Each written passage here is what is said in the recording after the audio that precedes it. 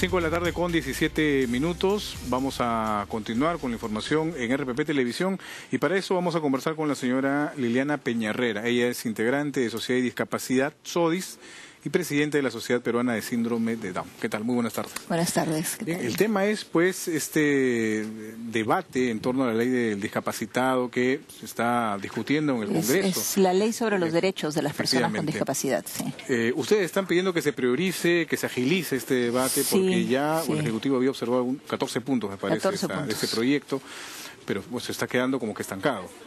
Sí, bueno, esta es una iniciativa legislativa ciudadana. Entra al Congreso con cerca de 70.000 firmas, se llegaron a recaudar como 140.000 firmas y ingresa así al Congreso hace cerca de 2 años.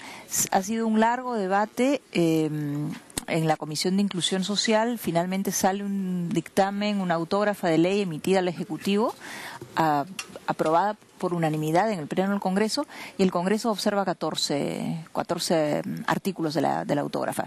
Y la primera observación, yo creo que es importante decirlo, es que no todas las personas son iguales ante la ley. Es decir, las personas con discapacidad no son iguales ante la ley porque el Código Civil dice que pues no lo son.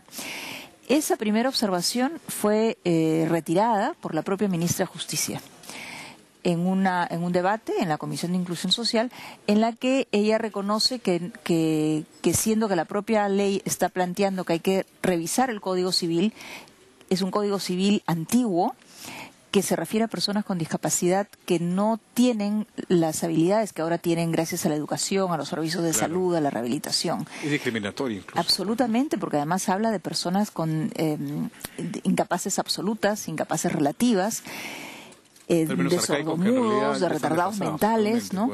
Y les quita todos los derechos. Es decir, por la condición de discapacidad, lo que el Código Civil plantea es que hay personas que requieren que hayan otras que tomen las decisiones por ellos.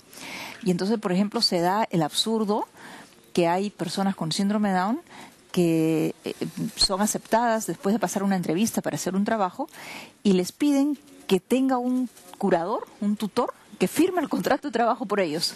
Porque de acuerdo al Código Civil, en una interpretación del Código Civil, estas personas no podrían firmar su propio contrato de trabajo. Es una locura, ¿no?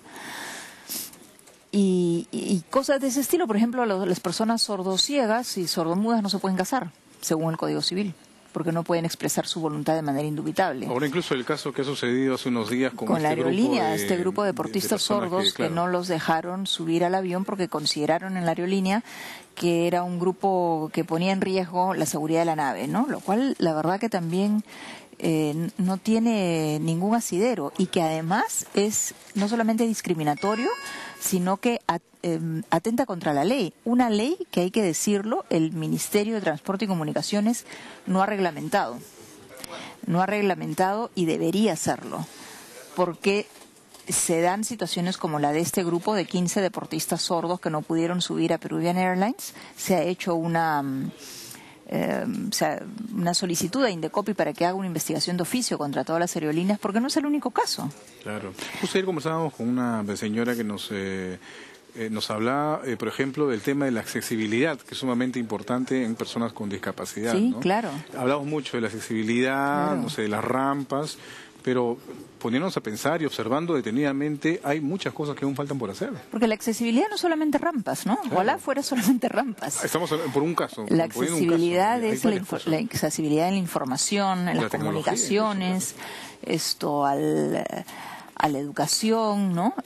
A los servicios de salud, o sea, y en ese sentido la ley de presupuesto que se está debatiendo, ¿no?, para el presupuesto del 2013, no ha incluido, cosa que sí se hizo antes, que fue una iniciativa del congresista Urtecho, de incluir el 0.5 del presupuesto de los gobiernos locales y regionales tenía que estar destinado justamente a la accesibilidad arquitectónica y urbanística, ¿no?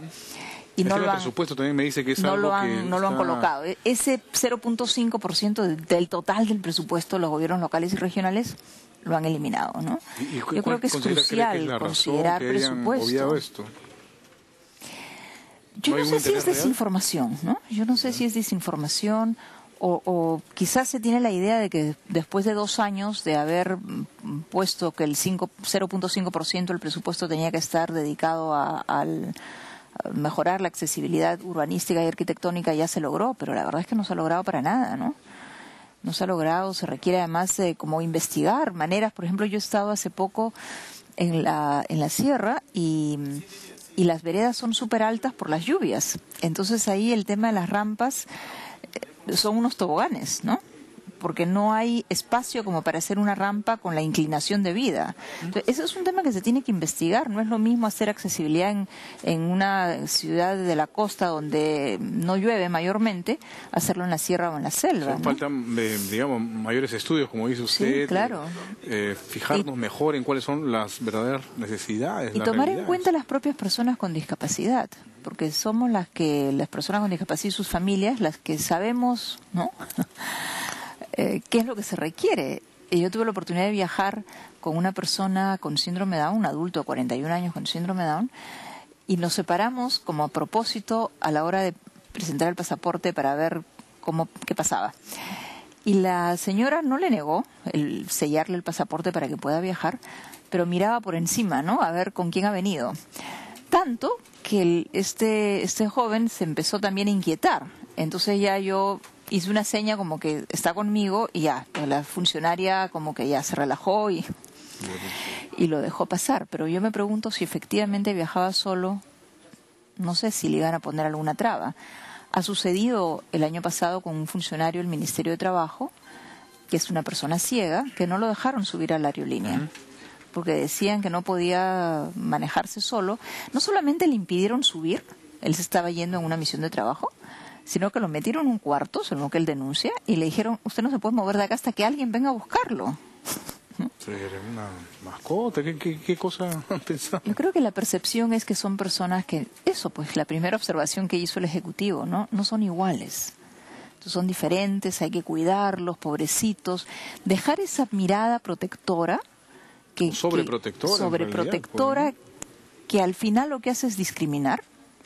Y que a veces las propias familias, ¿no? Sobre todo cuando tenemos hijos con discapacidad intelectual, podemos caer en esa tentación de sobreprotegerlo porque no le vayan a hacer daño, no se vaya a perder, no le vaya a pasar algo, y entonces lo cuidamos tanto que no lo dejamos hacer nada, ¿no? Y como usted misma dice, no se cae en la discriminación en vez de una protección, una preocupación. Debería ser de preocupación, sí, pero no de sobreprotección, ¿no? Sobre todo, ¿sabes? Porque te decía al inicio, el Código Civil tiene muchísimos años, ¿no? Es un código civil que tiene que cambiar desde la década del 40 en este punto de las personas con discapacidad. Y las personas con síndrome de Down, por ejemplo, la expectativa de vida eran 20 años. Cuando mi hijo nació hace 23 años, la expectativa de vida era en 30 años. Ahorita la expectativa de vida supera los 60.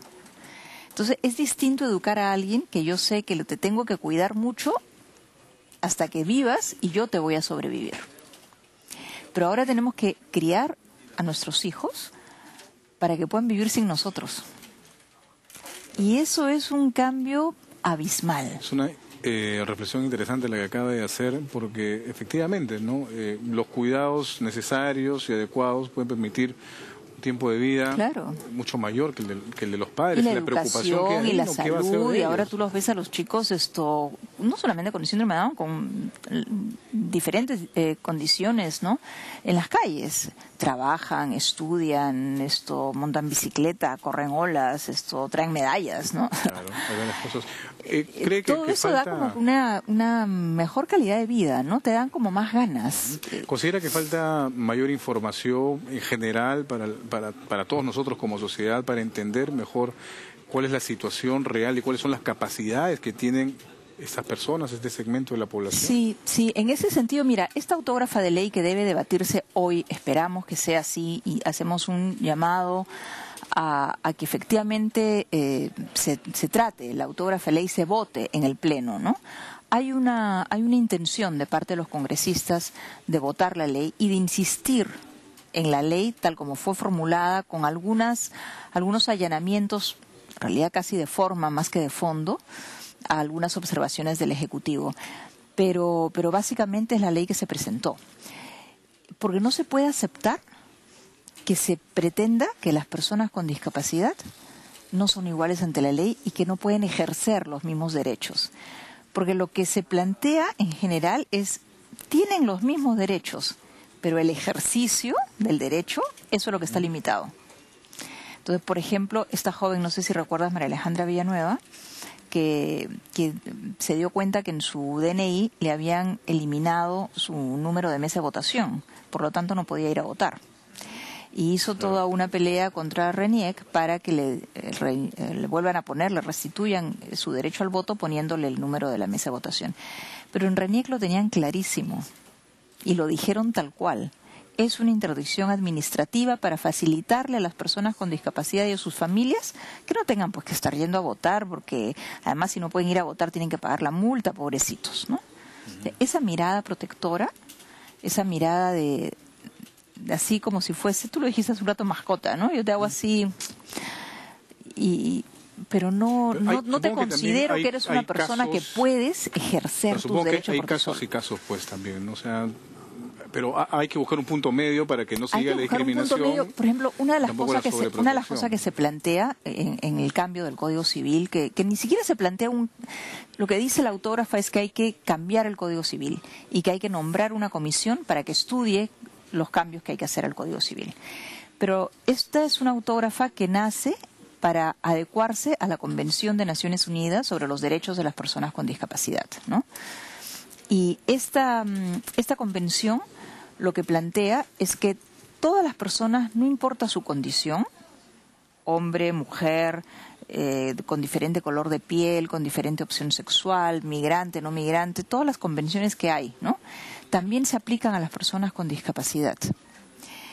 Y fue una convención que demoró en ser aceptada por el conjunto de países en Naciones Unidas, porque decían, pero si existen ya todas estas otras convenciones, la Convención del Niño, ¿no?, ¿por qué se necesita una específica? Y por eso se llama, no es la Convención sobre las personas con discapacidad, sino sobre los derechos de las personas con discapacidad. Y lo primero que dice es que pueden ejercer sus derechos. Y cuando no lo puedan hacer, por la propia condición de la persona, lo que se hace es un apoyo para que puedan tomar sus propias decisiones. Entonces, este es un cambio fundamental.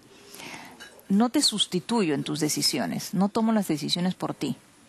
Te ayudo para que puedas tomar tus propias decisiones. Te doy el soporte necesario para que lo puedas hacer. Y mira, yo he tenido oportunidad de ver a personas que incluso no pueden ni siquiera estar sentadas y están sujetas con correas porque se caen, ¿no? Y no hablan.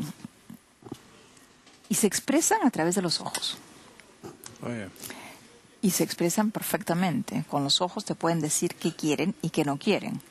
Claro, necesita un entorno amigable, que la conozca, que les pueda ayudar, ¿no? Pero es posible. O sea, los casos extremos, pues son eso, casos extremos, excepcionales. Pero lo común es que las personas pueden decidir, ¿no? Y eso es lo que está en juego en esta autógrafa. Ojalá que se pueda dar trámite ágil a este debate y que, bueno, se pueda aprobar esta ley. Sí, y una de las cosas que plantea esta autógrafa también es que los ministerios tienen que definir programas específicos para el ejercicio, porque no es suficiente poner una ley que esté linda en el papel. Como todo en el Perú, tiene ¿no? Sino que poder, también se ponga en práctica. Exacto, y para eso es un programa y presupuesto, ¿no? Bien, muchísimas gracias. Ha estado con nosotros Liliana Peñarrera, integrante de Sociedad y Discapacidad. Con ella nos vamos a una pausa para los titulares y retornamos con más en la Central de Informaciones.